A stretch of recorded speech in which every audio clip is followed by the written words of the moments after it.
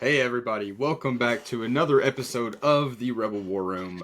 This is our 10th episode, so at the end of this episode we have a little bit of a special segment for this episode that we will get into later on. But the main focus of this episode is going to be, we've had some 1K's over the past weekend. And we're just going to kind of go over the results, what we think, and what we think may happen in the coming weeks and leading up into store champs, what is going to happen there. So, I believe there were 3 1Ks happening in the States over the weekend. One of them took place in Pennsylvania, and it had 32 players. So we're going to look really quick at the top 8 of that. And the first deck we see had some spice that and I remember watching this on live stream that I was like, what is going on here? They have broken the code or something like that. So the first obvious thing to point out is the sneak attack super laser tech combo here. What are you thinking about that, Dalton? Is this something you're gonna run or in your hero list? I don't play much hero, so I don't know. But I am a avid super laser tech enjoyer, so more people playing it, I'm down with that. I do like it, honestly. You can Han turn 1 resupply, turn 2 sneak attack a super laser tech to get some damage in and die to ramp even more. So, or he's also got the U-wing reinforcement in this list, so if he can ramp out to it, he can U-wing reinforcement and potentially grab super laser techs with it. So yeah, it's a lot of ramp, which ramping is good. So I like this list. It's something new, different, unexpected. I think it's cool. So let's see here. If you turn 1 resupply, then that puts you at what would that be? That puts you at 4 the next turn. But then you Han for 5. And then you Han for 5. Then Which you can means super laser tech. So you can get Han out on turn 2, technically. Yes. Now that's pretty crazy. When you do that, you ramp 2 more and play down a Battlefield Marine or something. Yeah. The plays in this deck are crazy. I also like the Lando in the sideboard, because playing against a Han deck, I finally figured out what Lando is for. Basically, what they like to do with Lando is kind of hide specific cards in the resources, and then whenever it's their Lando turn, they can just get them back out whenever they need them. So Lando's pretty good, and then he also has Saboteur and can hit for 6 on top of it. So he's also kind of a late game presence. I know we aren't really high on Lando, but it's cool to actually see him being used whenever I've played against him. And then seeing Traitors and Change of Heart. Yeah. Technically, he could steal some super laser techs and get more resources. Yeah. I love Traitors on the super laser tech. It's so good because it sets your opponents. Like, they don't see it coming. You still. It sets them behind and puts you ahead. Exactly. And then you'll just ramp even more to, put a home 1 down on like turn 4 or something. Especially because if you can resupply that turn 1, and then you have Traitors in hand turn 2, like you could go ahead and on their super laser tech turn, you could go ahead and take it from them. Yeah. Like you don't have to wait till the 4th turn with this deck to be able to do that. What's up, everybody? It's Thomas, the editor, back again. I'm going to jump in here because I love this Han deck. Han is one of my favorite leaders right now. It's my pet deck. It's going to have the most fun playing and brewing. If I have free time at work, I'm brewing a Han deck. And I love this Banished Zone list. The guys who put together this list, Crack Dice Gaming on YouTube, I think. I'll put a link to their channel and to their video where they break down this list in the description. This is a super cool list. In the video, they talk about their decision-making on putting in some of these auto choices, like Super Laser Tech, like the Lando, the Rogue Operative in the sideboard, and their decision-making on doing that and what they might change if they ran this again. Uh, First thing they mentioned in their video that I loved when I was watching it, Super Laser Tech, the Lando, and the Rogue Operative as the sideboard. Uh, those 3 cards were put in there specifically for Iden Versio in that control matchup. All 3 cards are great in that matchup. A bit less great in the aggro matchups, but again, you should watch their video. They do a great job explaining it. But essentially, Super Laser Tech, it ramps, yes, but it's also a really good deterrent for Power of the Dark Side, which is a really strong blue control card out right now that says your opponent must sacrifice a unit they control. So if you have Super Laser Tech out, you have a free sacrifice outlet when they hit you with that. They don't want to play that card and you sacrifice Laser Tech and then get a resource back. That feels awful for them. On the other side, Iden comes out, 4 health, 4 damage, and a shield. Lando and Rogue Operative both ECL in and kill Iden instantly. Lando even stays alive after the fact. So even if you're not using the Lando ability, the ECL into killing Iden is so strong against that Iden deck that it feels really good. I think they even mentioned in the video maybe putting Rogue Operative or Lando into the main board, depending, because it's pretty strong. Besides that, the rest of the list is pretty standard. Battlefield Marines, Leia Organas. I love Change of Heart. I'm glad people are really coming along with Change of Heart. It's such a good card. I've been playing 2 in my list. It just gets you there at the end of the game. Like, you're up against a control deck, and they're whacking your stuff. They're like, here's my 8/8 big fella. It's like, it's mine now. Die for it. I love this list. Great to see more people brewing Han. I hope to get my own list cracked somewhere in the top 8 one of these days. We'll see. Go check out their channel, Crack Dice Gaming. I'll put it in the bio again. Yeah, good job, guys. So that's the top 8 Han deck. The next one, just your standard run-of-the-mill Boba. Just looking at it, there's not really anything out of the ordinary that I can see. Kind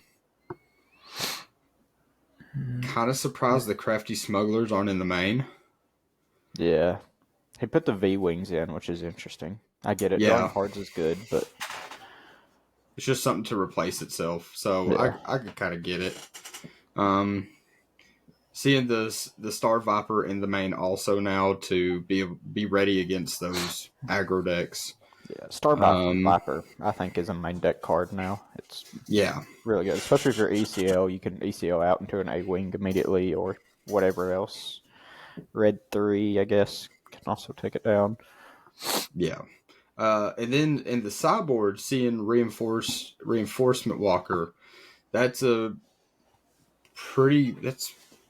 my opinion, a pretty good tech to have just in case you can make it to those later turns and need to heal up a little bit. Yeah, I like Reinforcement Walker. I think it's good. Probably not too good against aggro because, it's a little late. But, I mean, if you do make it, if you can, slow down the aggro matchup to get out of Reinforcement Walker, it's good. But it seems like it's mainly there for the kind of mid-range matchup. And then we've also been seeing the downfall of Chase's favorite card, Rook. You see in this list, he's just a sideboard option. I think people kind of know how to play around him. So, and there's nothing really for him to want to get out and just go ahead and kill that other units can't go ahead and defeat themselves. And then also having events ready to roll. So, yeah, it seems like Rook's starting to be pushed out a little bit, which, he is not great against aggro, so. Yeah. The next one, we get Tarkin. It's nice to see some of these other common leaders getting a little bit of spotlight, especially seeing the synergy of Rebels and Empire now with Leia's and Tarkin's. I could see how this deck could get out of hand really, really quick. Those experience tokens can be no joke. Yeah. Seems also pretty fast, so. Yeah, I mean, turn 1, he could get out a Death Star Stormtrooper, put a token on it. He could put it on a TIE Fighter. The Emperor's Legion is also a... I like it here because you can pair it with the Bombing Run. Like if you Bombing Run, your Ground Arena, kill a bunch of stuff, and Emperor's Legion. Or it all if back into your hand. I'm assuming he was expecting to go up against some Iden or Krennics that are going to super laser blast. So Yeah. then he could just pay 2 and get all of that stuff back into his hand. Yeah. So Seems good. he's not afraid to overcommit because he's just going to get everything right back. I really like this list. This is solid. All Imperial. You get Ruthless Raider still. You get Overwhelming Barrage. You get Vader. You kind of just get all the good Empire stuff in one deck. It's probably hard to stop once it gets rolling. Yeah. The next top 8, we had a Vader. Now this one, That's a lot of one-ofs. this is a lot of one-ofs. I guess the mindset going into this would have been just, I guess just be prepared for anything and everything. It looks that way. Obviously, he's got his. There's also no resupplies in here. Nope. I'm wondering if, and there's no Vaders. I'm wondering if this guy, just maybe didn't have enough time to get all the cards he needed. I think he had the cards he needed. It's just I think he done this on purpose. If he did, then he's a mad genius, and I respect it because making it to top 8 with this, that's pretty solid. And he's running Command Center too, so he must have been expecting a lot of aggro. And that's the thing about this is if people know their local meta, they're probably going to be able to tech well for it. So this dude probably had a good idea in mind of what he needed to do. Yeah. Oh, it's an interesting list, that's for sure. Yeah. Then we have Iden here. I think this is a pretty standard Iden list. Looks like it. You got your The Juggernauts are a little unusual, but I like them. Yeah, just revealing and healing is pretty good. You got your Star Vipers. Only 2 regional governor, which they have the 3rd in the side. Yeah, this looks like a pretty standard list. So, good to see. So far, there's not really been any Sabine or Leia's, which is kind of odd. And then we have the Krennic list, which is similar, but looks like this person opted more into finishing out the game with Relentless rather than something like Devastator or Avenger. They do have Avenger in the side. Also, no Super Laser Blast. No Super Laser Blast.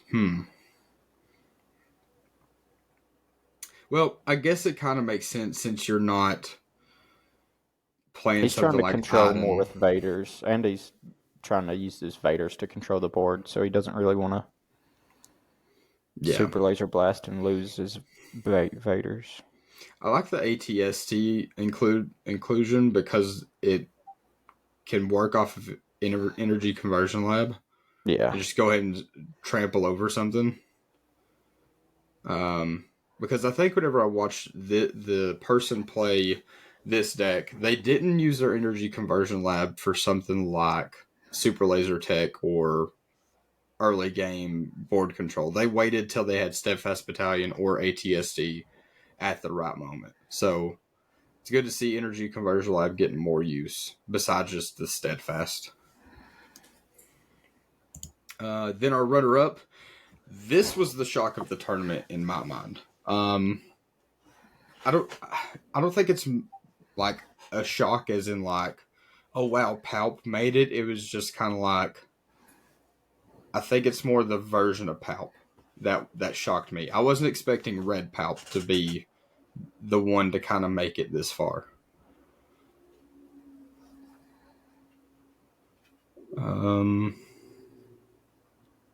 Let's see here. They seems pretty standard for a Red Palp. Yeah, the only thing that's kind of like out of the ordinary to me would be the Ozzel. Yeah. I know a lot of people are starting to get hype on Ozzel, but I'm still like, I don't know. It's a tricky card to play, in my opinion. I think if you can time it right to where you're tapping him as your first action after taking initiative, then I think it works very well. But besides that, like, either you're waiting till they claim, hoping they don't get rid of Ozzel, Or you're just like maybe clearing their board with a overwhelming barrage, and then yeah. then Because, I mean, you're just turn doing one it. Ozzel into turn two Super Laser Tech, that'd be pretty good. Go ahead and having Super Laser Tech readied up and ready to go ahead and hopefully take something out at the same time as getting that extra resource. Or putting down an Emperor's Royal Guard to go ahead and. Yeah. Because I mean, Emperor's Royal Guard in this deck is absurd. Yeah. Let's see here.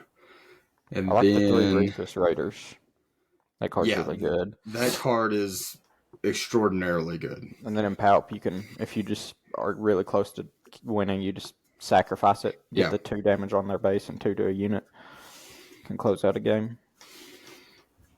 And then the winner of this one, this list is pretty straightforward. Seems like your just generic Sabine list. The main thing here is when looking over this the first time, I mean, nothing seemed out of the ordinary, but everything is hero except for the Steadfast Battalion. So you're always going to hit on 4K's. So that could be a guaranteed or good odds to hit 12 damage off of those and also be able to stack your deck. So then most time you're just racing to 13 damage, which is easy for this deck. Yeah. And then the other major thing is the U-Wing reinforcement. Because late game, you can kind of get stale on the board and kind of run out of gas. So being able to drop that down in the late game whenever they're finally trying to get some damage on you is pretty good. And then you can also use U-Wing reinforcements, play Fighters for Freedom first, and then play a couple more red cards to ping a couple extra damage too. Yeah. And we got Gorilla Attack Pod, can finish a game out of nowhere. Yep. Really good card. Overall, this is just a solid list. And the matchup, I don't think Palpatine stood a chance here. I think he got 1 game out of the 3, which was impressive, honestly, that he picked up a game. That shows that guy really knows the matchup well enough to feel comfortable bringing it and making it that far. Because I'm sure he had to run into Sabines and Leias and stuff early on also. So that is it for the Pennsylvania 1K. Shout out to Golden Dice for being able to live stream that and give us all of this information. It's actually really helpful seeing all of these lists and seeing what's going on at these 1Ks as we do start getting closer to store showdowns. And then with the Wisconsin 1K, the top 8 I have right here, it was Grand Inquisitor Blue, Iden Green, 2 Boba Greens, 2 Vader Greens, a Sabine Green, and then a Han Green. So the only thing kind of out of the ordinary there to me would be the Grand Inquisitor finally making a top 8. That deck, I like that deck. I think it's fun. I mean, I do too. That was probably the first actual complete deck I had built. Because that, like, with an ability like that, there has to be something. Being able to just ready up units over and over again, super good. It's pretty good. So, good to see Grand Inquisitor do that. And I believe the winner of that one was one of the Boba Greens. So, no surprise there. And then the Washington 1K had 3 Boba Green, a Boba Yellow, an Iden Green, a Luke Green, a Sabine Green, and a Vader Blue. The Vader Blue is interesting sounding. Guess it's more control-y. Yeah, being able to kind of find your balance of aggression and some control in there. But, and then also seeing the Boba Yellow in there. Cunning is a pretty That's a good good card. card, and then Boba's a pretty good leader. So that combination is probably just going to work well together. Yeah. So, um, that was pretty much it for all the 1Ks. Boba Green ended up winning that Washington one, which they did only have 12 players. So I'm not sure exactly how the pricing worked there, if they just lowered the pricing, or if everybody had to chip in $100 just to play. That would feel real bad. But yeah, it's nice to just have some more data, some more info on what's going on with IRL play. And now we got to see if anyone can take down Sabine and Boba with something else. Because I'd say we're all getting a little tired of seeing Boba. Sabine isn't like Sabine is fine, but it's seeming like she's not as dominant as Boba is. I think it's still a pretty good mix. I think we're all right. So, so that was it for all the 1Ks. And even though Chase is not here, and he loves this portion, just because we know he is going to watch this, we're going to go ahead and do our market watch. So let's go ahead and pull that up.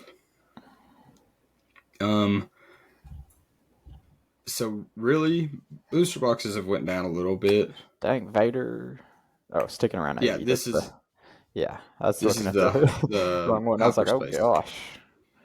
Yeah, so Vader's still hanging out around 80. Yeah. Boba's hanging out around 60. Luke is getting up there a little bit. Luke's creeping up. Falcons creeping up to 25. Avenger is also. Avengers getting there. Because that is a great card. Super Laser Blast, Cunning.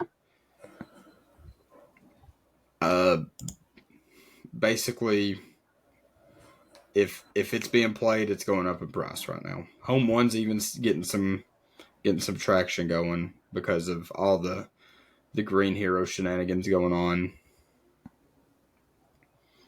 Mace is even catching up a little bit. He's getting somewhere. Devastators up to 9. Not where I thought it'd be, honestly. And then the package here for Red Hero, obviously, both around $10. So yeah, not a lot happening in the market. Not much, but stabilized. A little bit of change here and there. So, yeah, that's pretty much it for the market watch this week. Nothing too crazy going on. Still waiting for that second wave, pretty much. Hoping it comes sooner than later, because I'd say stores are starting to probably run out of product for draft and sealed at this point. Yeah.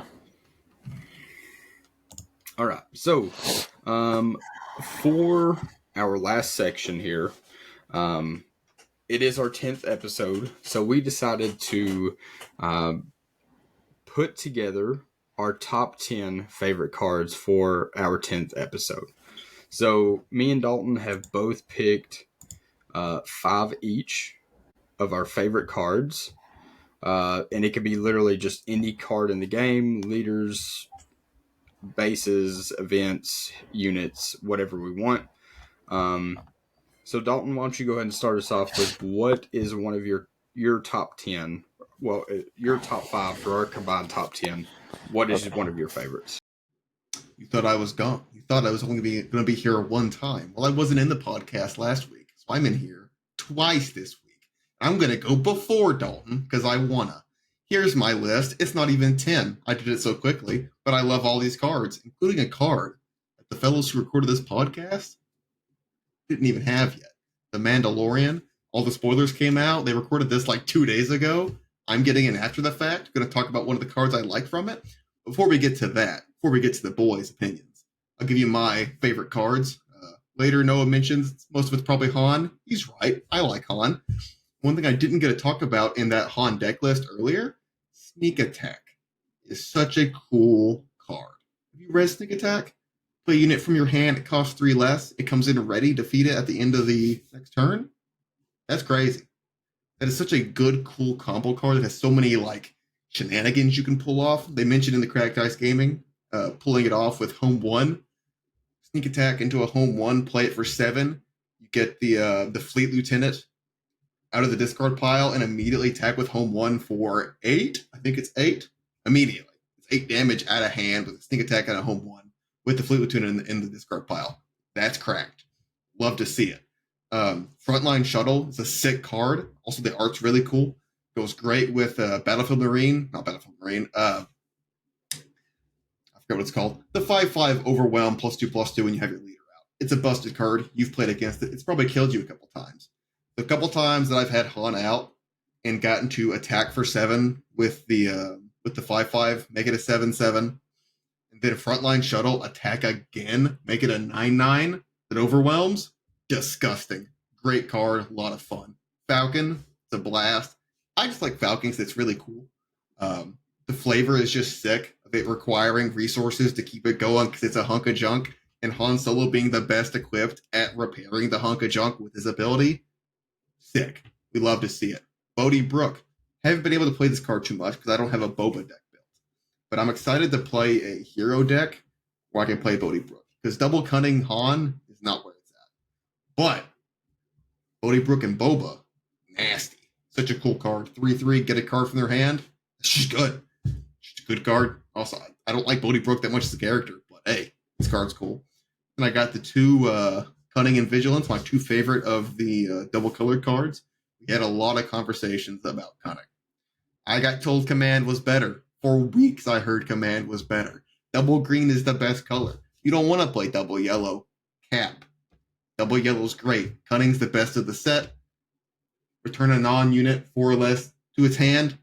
Awesome. A surprise strike on a stick +4 damage. Incredible. Exhaust 2 units. Wild. Discard opponent's card from their hand. Crazy. This card's busted. Vigilance is cool just because it's flavorful and it has mill. When mill's in, I'll be in with Vigilance. Don't worry. Like cool mill though, not Iden stall mill. That's cringe. Han Solo. He's Han Solo. Dude's got first strike. And by first strike, I mean he shoots first. They should have keyworded that. Shoot first should be a keyword. Put it down now. I want to see it. And we got the Mandalorian, the newest card they revealed today for me. A couple days ago for the fellas. So they haven't seen those yet. They showed a couple of the Mandalorian cards today in the FFG Fantasy Flight Designer Talk thing they do. They're pretty cool. Mandalorian's pretty sick. Heal all damage from a unit that costs 2 or less and give 2 shields to it. Obviously, Grogu costs 2 or less. You do that shenanigans. He's got Sentinel. I just think he's cool and the art's sick. That's it. That's all I got. These are the cards I like. Yeah, back to you guys. Enjoy their kind of whatever. Since we're here in this section, I'm gonna go ahead with the leader that I picked, and it is Iden Versio. If you've been listening to this podcast, you know I love Iden. Great card, healing. One almost every turn, can help you against aggro. Gets mid range. It can help you last longer. Get to that late game. I think when she flips, she's good 4/4 with a shield. Yep. Pretty good body. The only thing she can take down immediately kills her. There's something like in the yellow deck that has like Saboteur and Raid 2 or 3 or something that can the one-shot her. Operative or something like that. People are starting to figure out how to play around her and stuff, but I don't know. I still enjoy her. She's, it helps you even heal even more, so. Still very good. Yeah, I like her as a leader. Now, just to clarify our top 10, these are just our personal top 10 favorite cards. We don't, not necessarily based off competitive or anything like that. This is just what the 10 cards together that we just really enjoy. So just starting off with leaders, mine is Palpatine. As soon as this card was revealed, the power level shown was immediately like, okay, this is the top end of things that we're going to, which of course is action. You pay 1, defeat a friendly unit, deal 1 damage to a unit, and then draw a card. That ability right now is only really good for things like Super Laser Tech. But I think as we get more undefeated triggers, Palpatine just gets better. He doesn't seem like he's just necessarily like an Empire deck. He's just generally good. The main Yeah. problem is he flips on 8, but whenever he does flip on 8, it's it gets Turn the really game out of hand around. really Yeah. fast. So he flips to a 410. First of all, big body. And when deployed, you take control of a damaged non-leader unit. So you could take control of something as big as like a Relentless. If you wait long enough, you could take over something like a Vader or their Luke, the non-leader versions. And then on attack, you may defeat another friendly unit. So whatever you take, if it's about to go away, you just go ahead and pitch it. You deal 1 and draw a card. So I think as more and more sets come out, Palpatine just gets better as there's more undefeated triggers and just ways for green to hang around against aggro. Yeah, I think Palp's one of those that he definitely just gets better as more sets come out. He can't get worse. Yeah. All right, what's your next one? Okay, my next one, I'm going to go with Fifth Brother.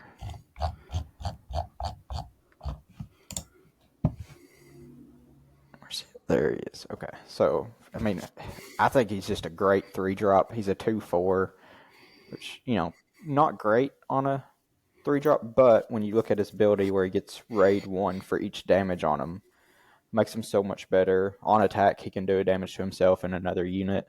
So, if they have a shield, you can ping the shield, or you can just start stacking up some damage on something to increase his damage output. So, especially when you pair him with the Grand Inquisitor leader, turn 3, you play him down, do 2 damage to him and ready him. Swing with him, you can do another damage, so he'll be hitting for 5 as a 3-drop on turn 2. Yeah. He can start to go really aggro, which is nice. Yeah, just really good, solid card. He's also got the Force and Imperial tag. So yeah, good tags. He's like, I guess, the cheapest Force unit we have right now. Him and Yoda. But so he can open up your Force throws. That's what I like him also about, is it opens up your Force throws. I love Force throw. All right, so for my next one, since we're already down here, my next one is For a Cause I Believe in. This card, whenever you build your deck around it, is just an automatic 12 damage for the game. And then on top of that, you get to also stack your draws for the next 2 turns at least.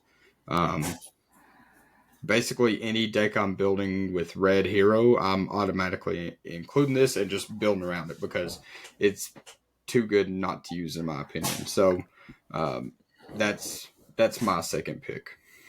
Yeah, I think that's a good pick. It makes playing against Red Hero hard because, usually you're expecting, they have to have a unit to be able to hit me, to be able to kill me off, so I'm safe. But they can just slap down For a Cause I Believe in. Most of the time, there's nothing you can do about it. Yeah.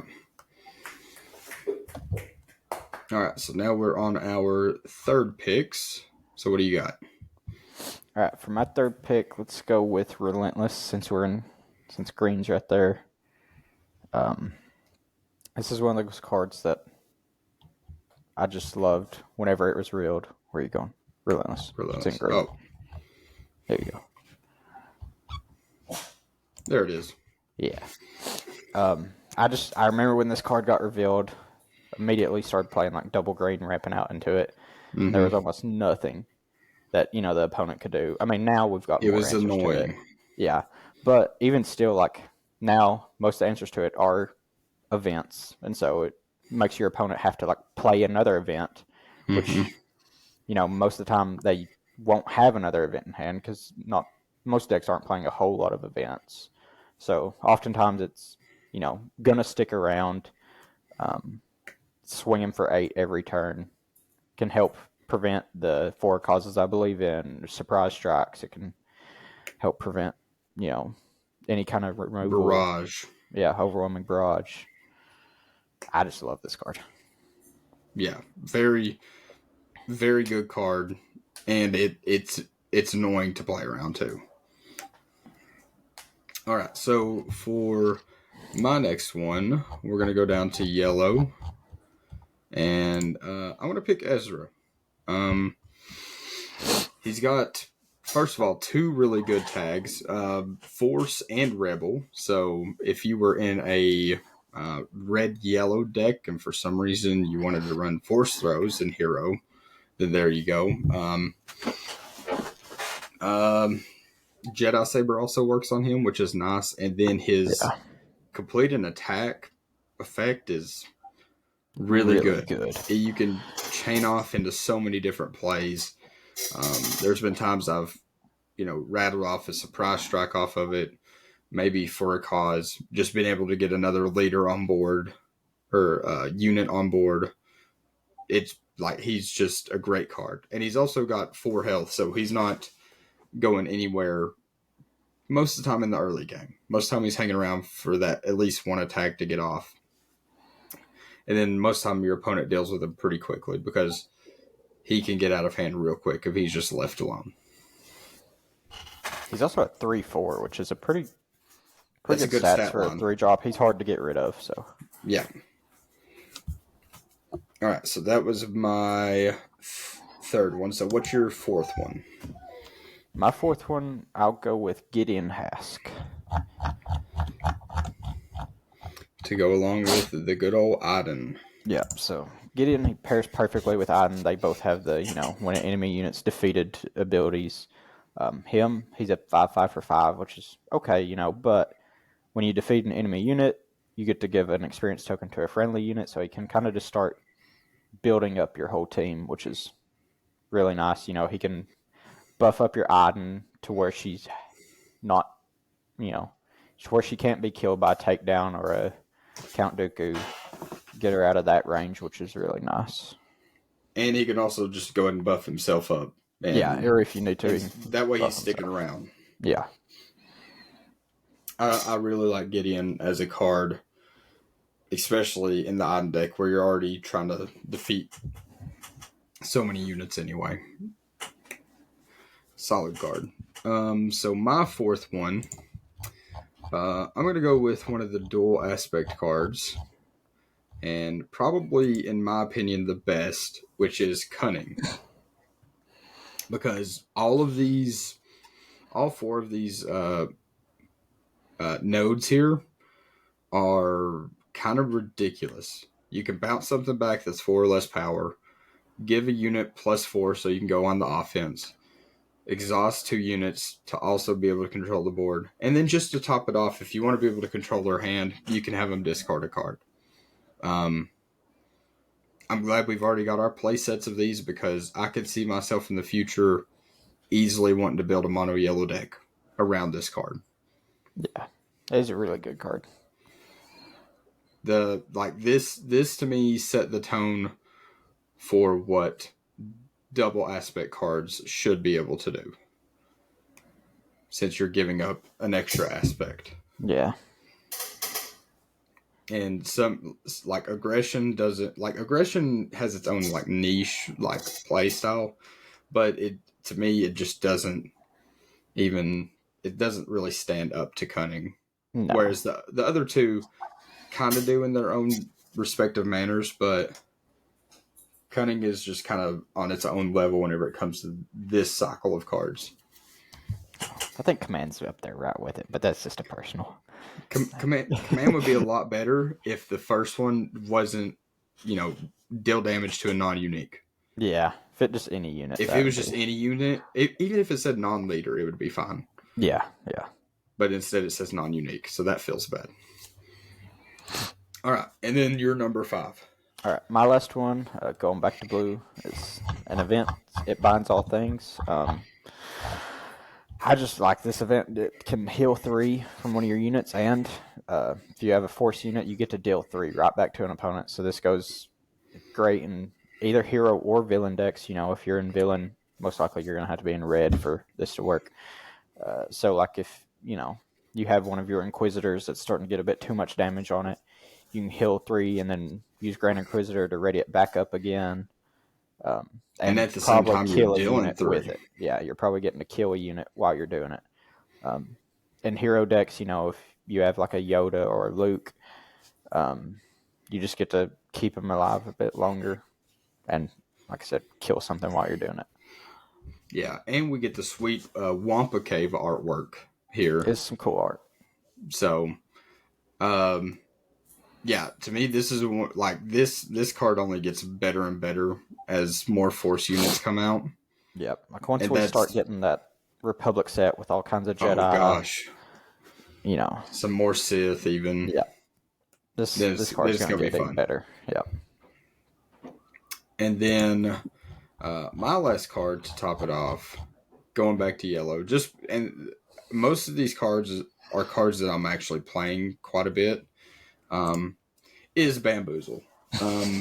Number 1, it's got the goofiest artwork. It's goofy, but I love it. Like, I can't tell if that's supposed to be Han or Luke. I think it's supposed to be Han. Yeah. I'm pretty sure it's supposed to be Han, but like, he looks like he's just been bamboozled himself. But you pay 2 for this event trick, or here's the great part: you can discard a yellow card instead. So this can be free at any point. And then you exhaust a unit and return all the upgrades to its owner's hands. So, like, most of the time, Luke decks like to have a lot of tokens, and even some upgrades like Jedi Lightsaber and Electro Staff. And then Chirrut really loves upgrades. So just being able to pitch a yellow card still gives you an option for another play, and then saying, hey, your unit's exhausted, and also get rid of all of the stuff on it, is really good, in my opinion. Yeah. And I just like the fact that it is Bamboozle. It does have a goofy artwork on it. Yeah. Which I still love the artwork. It's like a lovable, goofy artwork where he's just kind of like, huh? Yeah. And, returning the upgrades, I think, is really good. Especially, we're starting to see more shields. If you're going against Tarkin and they have, stacked up a bunch of experience tokens on a boy, you get rid of all that experience. So I think that can be really good. But it makes Wing Leader less effective. It makes Obi-Wan less effective. I'm even considering, like, maybe not mainboarding 3, maybe mainboard like 1 or 2, and then sideboard the rest. Yeah. But it's for sure in my sideboards if I'm in Yellow Hero, just because of how out of control some upgrade decks can get, and it just gets out of hand super, super quick. So, that's going to wrap it up for our top 10 favorite cards. I'm sure Thomas, whenever he's editing this, it's going to include some of his favorites. I'm sure he's going to say he's going to ramble on about Han or something, which, fair enough. Han is also pretty good. So let us know what some of your favorite cards have been in this set. Because right now, there are so many to choose from.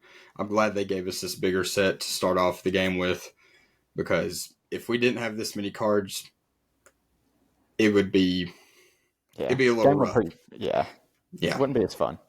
Which is why I'm also glad they're waiting for competitive to start after set 2 releases. We'll still get our store champs, but going toward world championship points, we'll start after set 2, which is nice, because if I were trying to play for any world's points right now, it'd feel kind of bad, not too bad, but I should have some more diversity after set 2 to help shake up the meta and stuff, Yeah. Be more I think this meta is almost solved. I don't think so. I think we're going to see it change. What else do you think? Do you think Thrawn's going to come out of the woodworks? Maybe. Someone's going to finally break Thrawn? Potentially. with I saw what it with our deck list today. with 20 events. Yeah, maybe only 4 units. You know.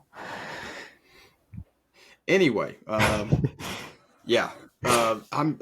Which thinking back to the Destiny days, like there were so many viable decks, and I don't know if we'll get to that with Unlimited, just because the gameplay is so different, and you don't have the gimmick of dice like they like to call it. Even though we loved rolling dice, The dice are fun.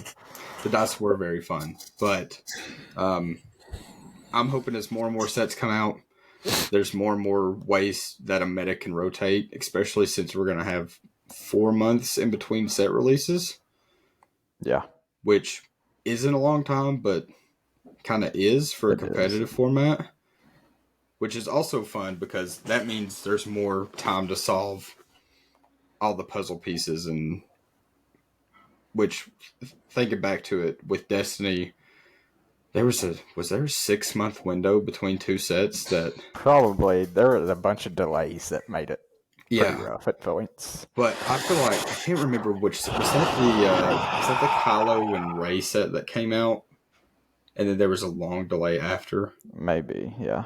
I think it was, but there was like a rotation of decks that were winning, and then like it was like, oh, Kylo and Rey are winning. Okay, now Palpatine's winning.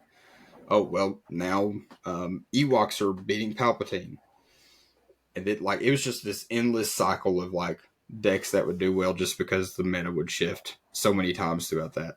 So I'm hoping that happens also, because I'd rather it not just get stale, which we could still come up with our own fun jank decks, but I'd like to be somewhat competitive still. So